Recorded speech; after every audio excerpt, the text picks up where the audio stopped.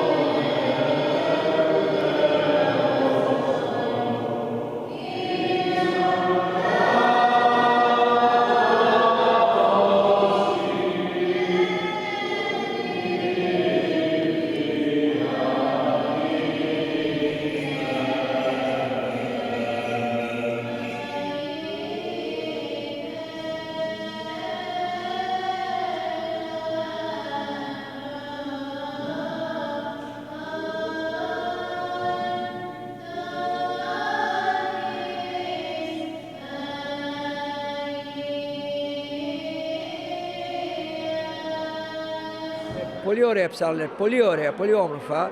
Ήταν πολύ όμορφη η τελετή και ελπίζω ο κόσμος να έχει συγκινηθεί και από την τελετή και από τις ομιλίες σήμερα το βράδυ. This year's Lenten retreat began in a customary and conventional manner. The primary attention, however, was on the Very Reverend and the grave situation going on in Africa. He described the dramatic plight of the African mother and a burial ground filled with children who experienced slow death. A video was shown to the members of the Archons, further depicting this actuality.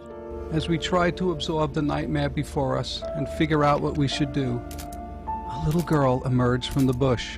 This little girl is the sister of those 2 little boys. Jane, a very small 8-year-old. She had walked miles to fetch water in order to bathe her brother and sister.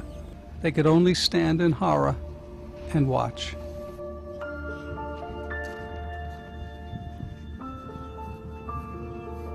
We watched in utter fascination as this little determined girl bathed her siblings.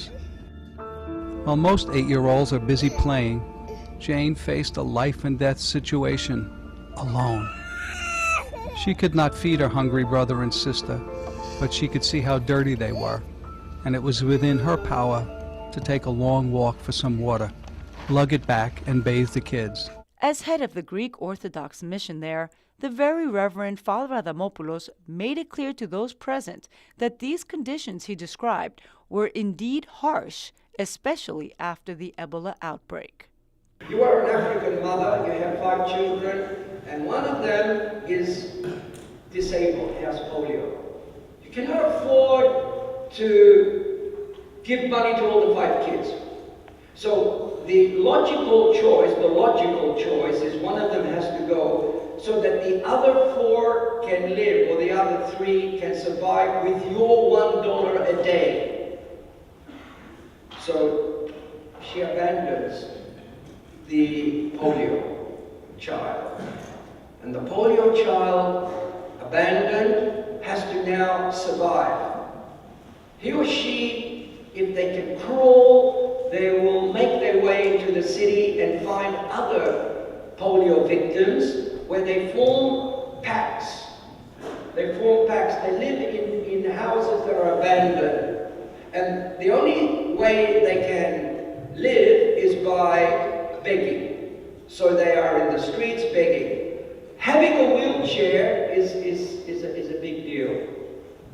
Now, if you are abandoned and you cannot survive the give and take of society, you will die. And many children who are abandoned do die. And this is one of the results, ladies and gentlemen, of poverty and of hunger. And they die of hunger. They die of hunger. Watching the video brought right up front the severity of the situation in Africa. We all know that people are dying every day, but until we see it, until we see someone like Father Themi, who is truly a blessed man, be on the front lines, tending, helping, saving children and souls also. I mean, it was just the experience I cannot tell you. I mean, we were crying when we were watching not only the children who are being lost to illness and to hunger, but their siblings who have a responsibility to be there and to help them, to try to lift them up, to try to put a little water on their lips. I mean, it was just so moving. I cannot tell you. When you come to a church in the United States, you will find a lot of cars that are parked outside, and depending on the brand of car, it will reflect whether the church has a middle class, a working class, and so forth. The demographics, the class structure of the church.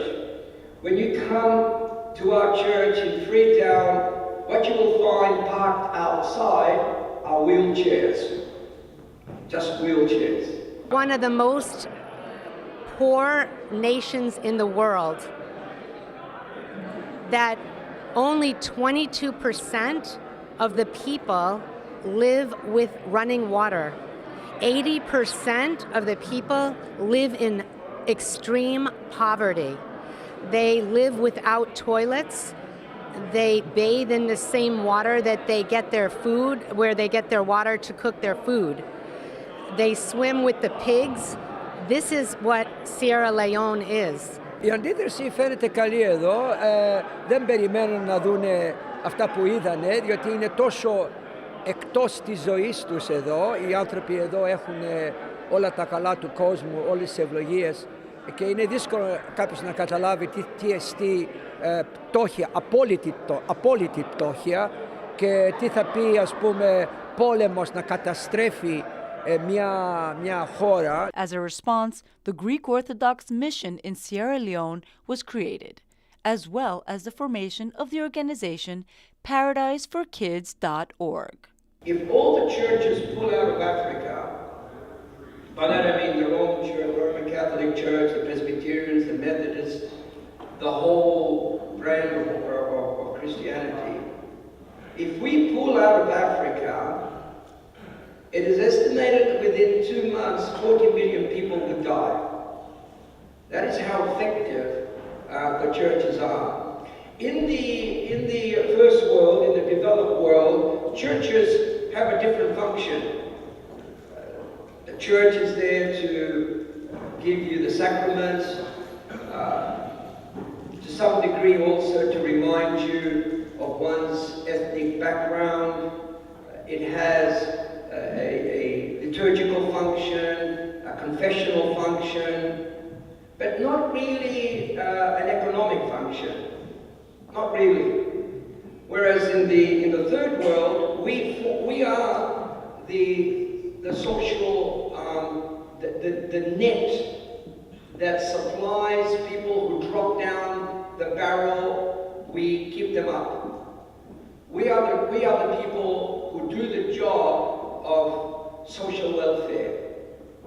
We are the ones who feed the churches. We are the ones who feed the people, who clothe the people, who give jobs to people, who provide medical services to people, who provide educational services to people. So this is one of the major functions of the churches in the third world. The AHEPA is very active in endeavoring to help the people of Greece.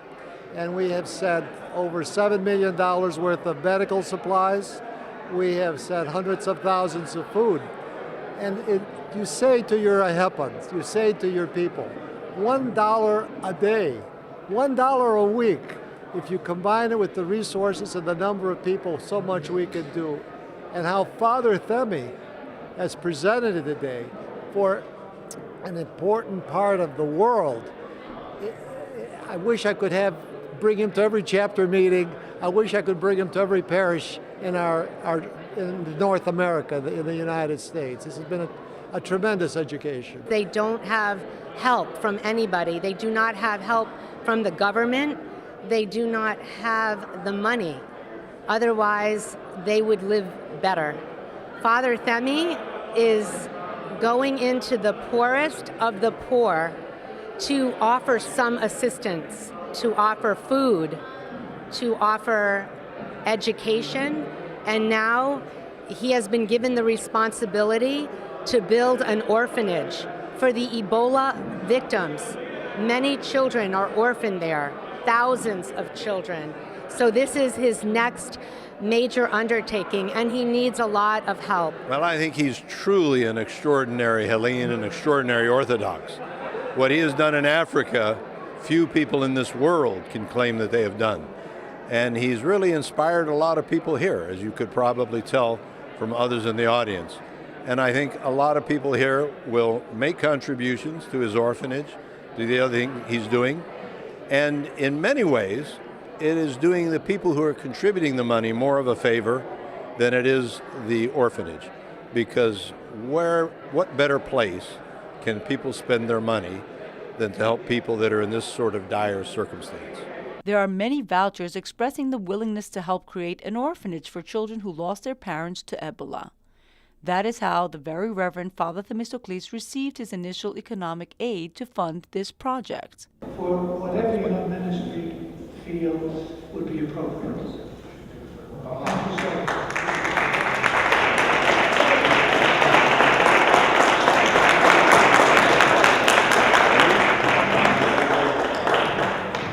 Είχαμε αυτή την φοβερή αρρώστια, η εμπόλα, και έχει αφήσει τόσα πολλά παιδιά ορφανά. Λοιπόν, ως Εκκλησία έχουμε βεβαίως το θέμα το να βοηθάμε το παιδί. Και το παιδί αυτό είναι ο ορφανός της εμπόλας. Η μαμά και ο μπαμπά έχουν πεθάνει, το παιδί είναι στο δρόμο, αξιπόλητος, αξιπόλητη, είναι 6-7 χρονών. Εάν δεν τους βοηθήσουμε, ποιος ξέρει τι θα πάθουν. Λοιπόν, ως Εκκλησία, ως Χριστιανική Ορθόδοξη Εκκλησία, ήρθα εδώ πέρα στην Αμερική για να μπορέσω να γυρίσω πίσω, να κτίσω ένα ορφανοτροφείο για αυτά τα παιδιά. Ήδη έχει αρχίσει να συγκεντρώνει αρκετά χρήματα από δωρεές Ελληνοαμερικανών, οι οποίοι έχουν καταλάβει το έργο του και θέλουν να το ενισχύσουν. Και ελπίζω ότι θα καταφέρει αυτά που θέλει να κάνει, διότι αυτά που θέλει να κάνει αλλιώς δεν γίνονται.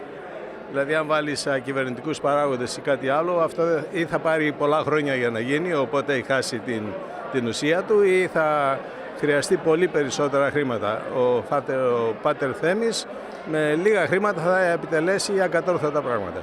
A lot of us have, relatively speaking, a lot of money. $1,000 goes a long way over there.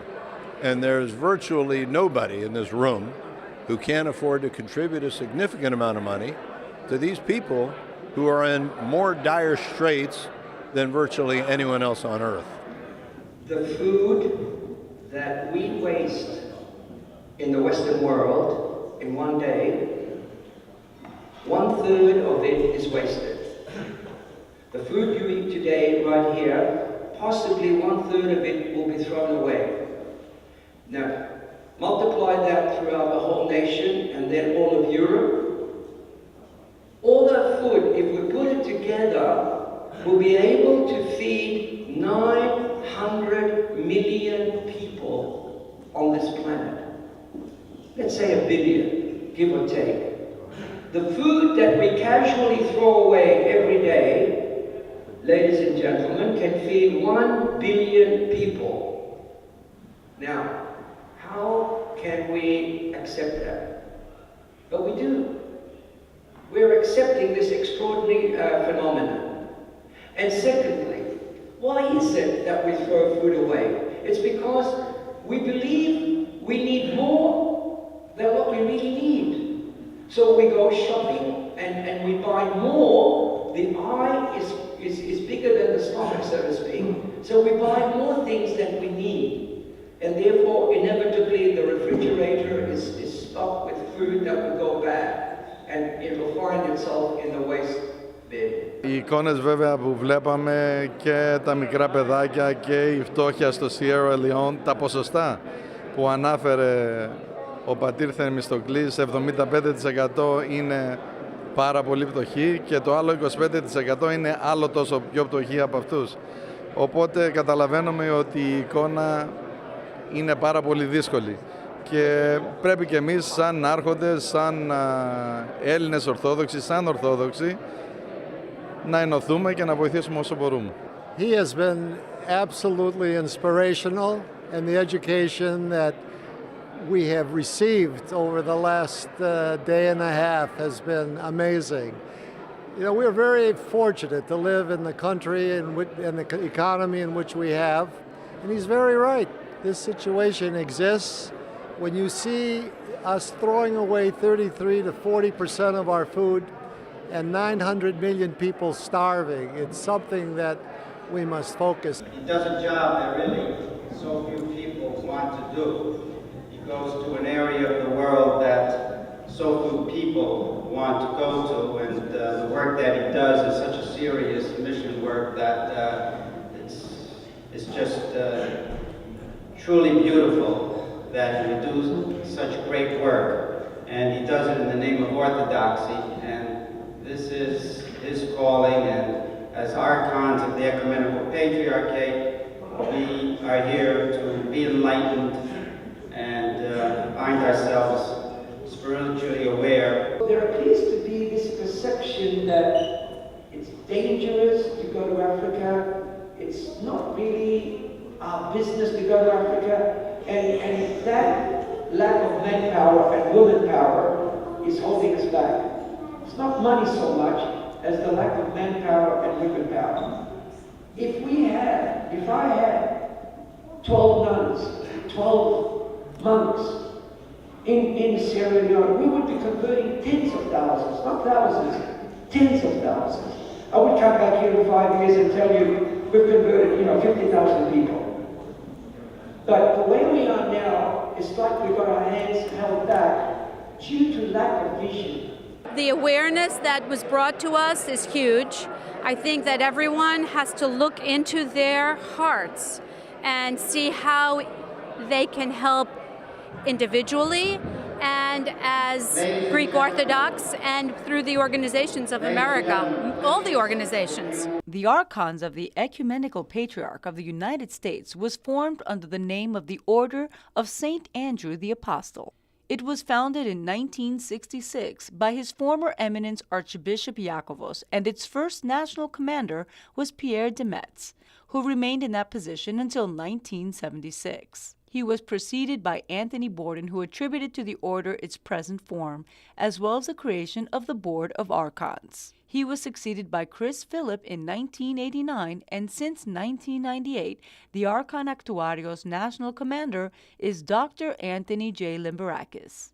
In the National Council are His Eminence Archbishop Demetrius, Primate of the Ecumenical Patriarch in the United States, and spiritual advisor Father Alexander Karloutsos. The philanthropic establishment of this order is becoming more and more influential in present times. So this is a cast of a relief icon that Paul created and that we present to you. So we have it presented to Peter Skiathis, Archon Order of St. Andrew, Archon Lenten Retreat Co-Chair, with gratitude and respect, Southampton, New York, March 27-28 through 2015. So we present that to you, and we appreciate you very much.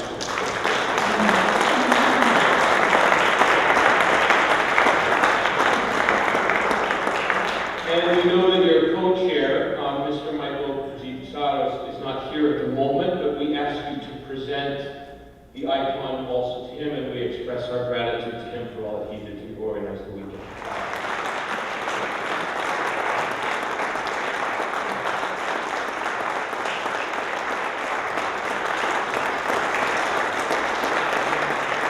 The Lenten retreat concluded on the afternoon of March 28th, and a dinner followed at a local restaurant.